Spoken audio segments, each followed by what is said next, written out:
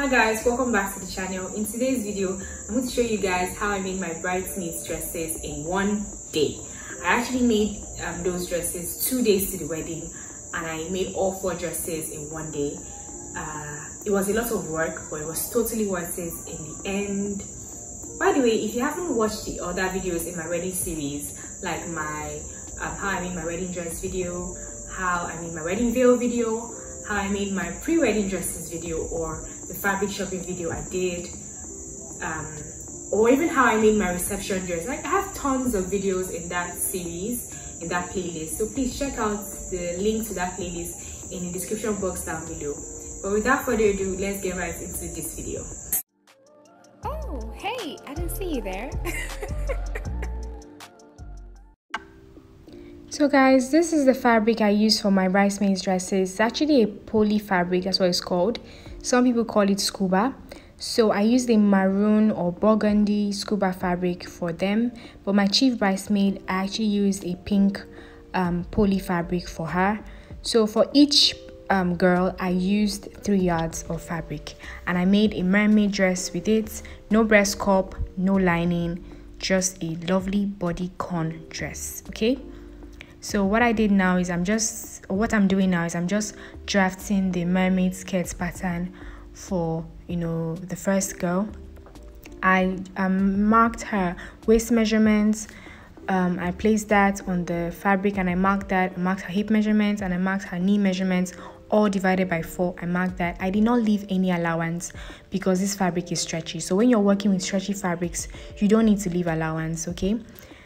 So you have to just take note of that, because if you leave allowance and then you sew it and all, there's a very high tendency that the dress is not going to be fitted like bodycon on the person's body. But when you don't leave any allowance, and then you go ahead and shaping it, it's going to have a very snug look. It's going to fit perfectly on the body. So this is a very good tip that you guys might find helpful. Now once I was finished cutting the front piece, I went ahead to cut the back piece. I have a detailed tutorial on how to draft a mermaid skirt pattern, so please, if you're confused with what I'm doing, just please go check that detailed tutorial out. The link will be in the description box down below. So after drafting the front piece, I went ahead to draft the back piece, and as you can see, the back piece had a very long tail, and I love it when mermaid dresses have long tails at the back, okay? What's the mermaid dress without a tail? Like, I don't know. So yeah, I just did that, and I just drafted the back as well. I had 3 bridesmaids, so I had to make this same dress for 3 bridesmaids. So the maroon dress of 3 bridesmaids, and then I had 1 chief bridesmaid. So I made a total of 4 dresses. And guys, I made these dresses in one day. You will not believe it, I made it in one day.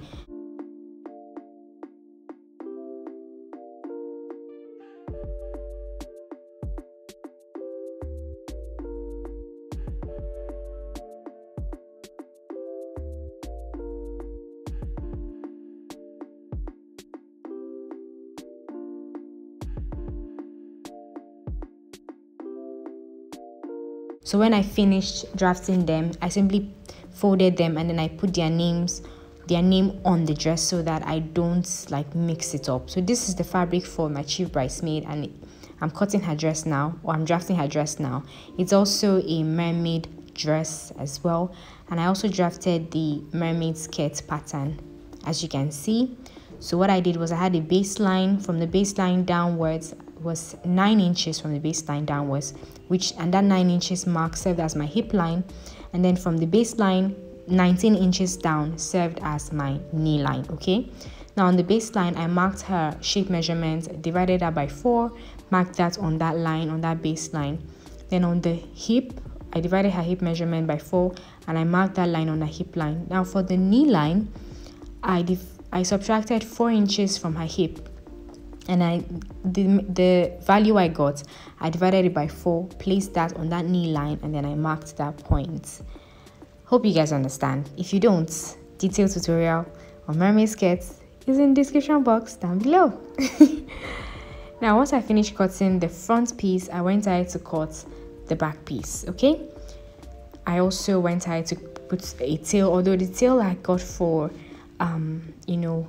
this dress wasn't as much as the tail I got for the other bridesmaid. The reason is because this particular poly fabric stretches in one direction only.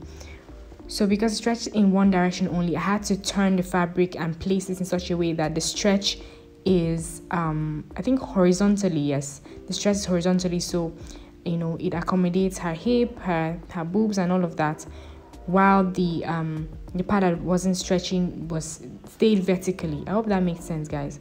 But the other poly fabric, that's the burgundy one, stretched in both directions. So I just placed it and I cut it, and I was able to get a lot of tail for their dresses. Okay, so once I was done with this one as well, I also folded it, and then I placed a tape, a cello tape or a masking tape in this case, and then I wrote the name on the dress, okay, so that I can identify who has which dress. Okay, and these are all the names of my bridesmaids and chief bridesmaids, and I just went ahead to just sew. Okay, before I went to sew, I went ahead to cut the top part of the dress, that's the bodice area. So because I wanted to add a lace for the yoke, I didn't see the point to draft the entire bodice full with the poly. So I just simply took out 6 inches from the top, and then I drafted the rest of the bodice, so that when I get my lace, I can always just go ahead and just use it to complete the top part, that's the shoulder area. I hope that makes sense, guys. So I took out 6 inches, I marked her bust point on the bust and half length measurement, and right now I'm just marking the armhole measurement. Now along on the bust line there, I marked her bust measurement divided by 4, placed that. On the under bust, I marked her shape measurement divided by 4, and I also marked that, and then I went ahead to just connect those 2 points together as well. I also just created a sweetheart neckline, as well, so that by the time I put the yoke, it has that sweetheart look and all.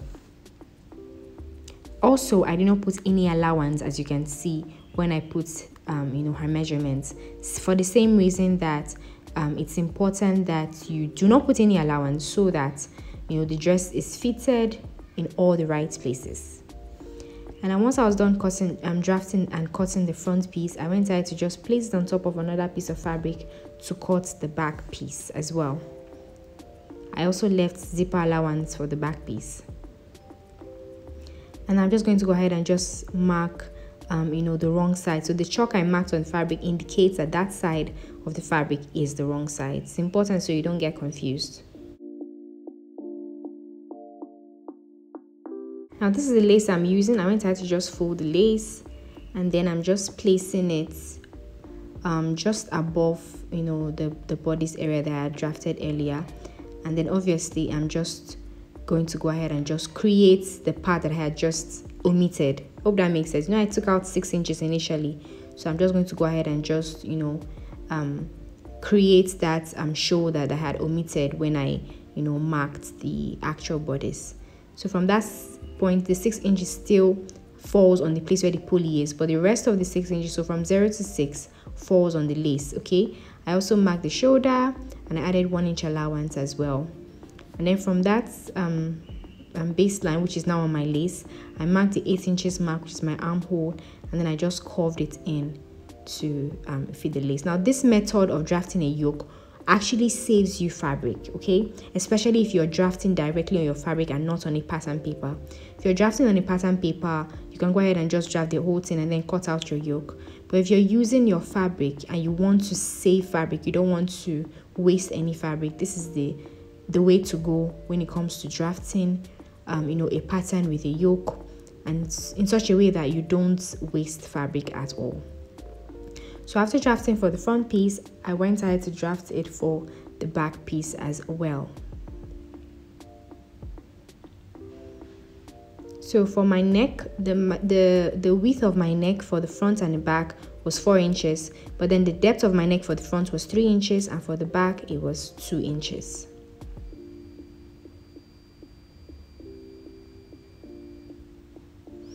I made sure to cut the zipper allowance open for the back as well. Now this is me drafting or this is me cutting the neck for the back 2 inches depth, like I mentioned. I also made sure to slant the shoulder of the pieces as well. And then once I was done, I just folded it and then I tied it with the pieces I had cut earlier, as you can see. And when it was time to sew, I simply untied the piece that I wanted to sew at that time. I kept the bodice area aside first so I could work on the skirt, the skirt part of the dress first. Now I took out the front piece and then I took the 2 back pieces, and then I went ahead to just, obviously they were already facing each other, right sides facing, that's the back pieces. So I just placed them and then I just took them and then I joined them right sides facing with about 1 inch seam allowance. I just joined both of them along that center back line.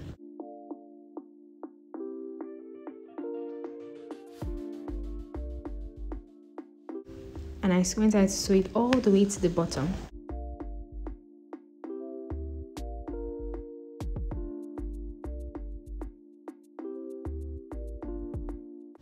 And once I open it up, this is what it looks like. Now for my bodice area, I simply went ahead to just join the lace, that's the lace yoke, to the bodice. As you can see, there's no dart on this. Guys, when it comes to bodycon, all you need to do is just avoid putting allowance. If you don't put allowance, you don't need darts. You're going to have lovely bodycon dresses at the end of the day, okay? It's so easy to work with bodycon dresses if you know what to do. Darts are just going to create bulk on the dress, so there's really no point for it. So just make it fitted and you're good to go. So I simply just went ahead to just place the lace on top of the fabric right sides facing, and I joined both pieces together, and this is what we have.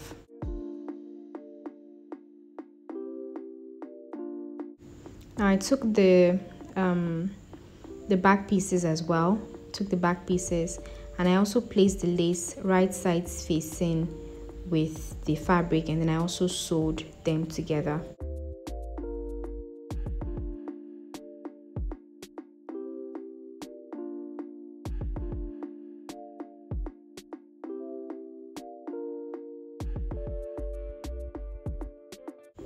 And once I was done sewing all the pieces, what I did next was I just made sure that the allowance I got from sewing the lace and the fabric was facing the fabric, and then I just went ahead to just top stitch. Now I took the 2 back pieces and then I just joined them together along that center back with about 1 inch seam allowance. Now once I was done with that, I placed the front piece on top of the back pieces and then I just joined them at the shoulder. Once I was done with that, this is what we have. And now I'm just taking the back pieces. I made sure to open the zipper allowance a bit at the point I wanted to join, and then I just joined the back piece of the bodice to the back piece of the skirt. I also did the same thing with the front piece. I joined the front piece of the bodice with the front piece of the skirt. Now when I was done with that, I placed the front piece on top of the back piece, right sides facing, and then I went ahead to just shaping the dresses with about 2 inches allowance. Remember, I did not put any allowance initially, so it was her actual measurements that were used to cut the dress. But then in shaping the dress, I shaping it with 2 inches allowance on both sides. So 2 inches on this side, 2 inches on the other side. Now that is what is going to make the dress bodycon fitting. Once your client comes to fit the dress for the first time, I assure you it's going to fit perfectly. Trust me, quote me on this one. This is a strategy I have tried and it works. Now when you're done, even if you measure the dress, it's going to be smaller than your actual client's measurement, and that is okay as long as the fabric stretches. You are sure that it's going to fit great. Now moving on to my chief bridesmaid's dress. It was the same exact style for both for all the dresses. The only difference was the color of hers and the different fabric I used for hers, but her fabric was also stretchy as well. So the same process I did with the other bridesmaids dresses is what I did for her. I started with the skirt pattern. I started with the back piece of the skirt pattern, and then I went ahead to just join them along that center back line with about 1 inch allowance all the way from top to bottom. Okay.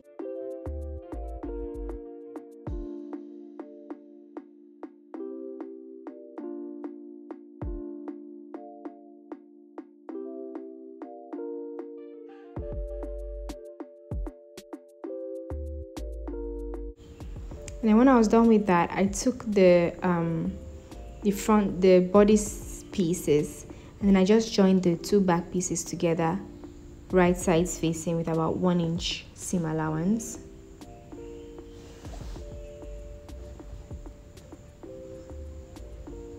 And this is the front piece. I went ahead to join the front piece of the skirts with the front piece of the bodice. I joined both of them together with 1/2 inch seam allowance, right sides facing.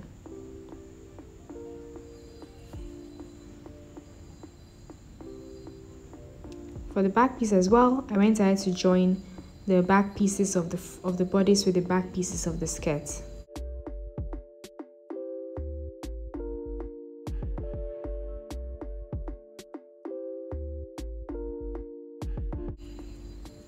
And this is what it looks like. I also went ahead to join the lace as well.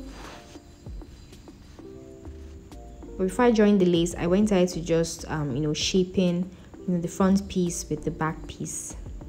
I put the sleeves as well and all of that. But guys, most of these clips, most of those parts I did not film because I was so pressed for time. I did all of this 2 days to the wedding, so I didn't film a lot of parts. But I hope you guys enjoyed this video. And please don't forget to watch the other videos in my wedding series. I also made my wedding dress, my wedding veil, my reception dress, so go check it out. Okay, this is my wedding dress that I made. If you haven't seen the video on how I made this dress, please check it out. As you can see, my girls looked lovely on that day, and the dresses fit lovely as well. Thank you guys so much for watching. I'll see you guys in my next one. Bye.